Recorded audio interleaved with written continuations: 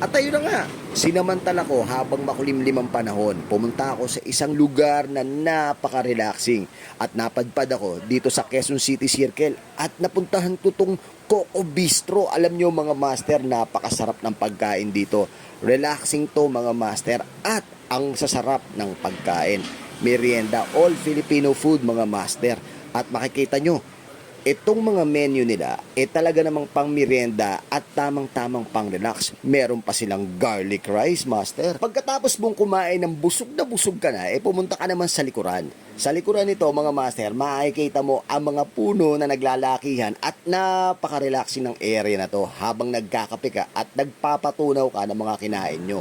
Ngayon, dito pa lang sa lugar na to, pwede ka na mag-relax, pwede kayong magkwentuhan. Dito lang yan sa Coco Bistro sa loob mismo ng Quezon City Circle. Kita-kits tayo dito minsan mga master ha. Maraming salamat!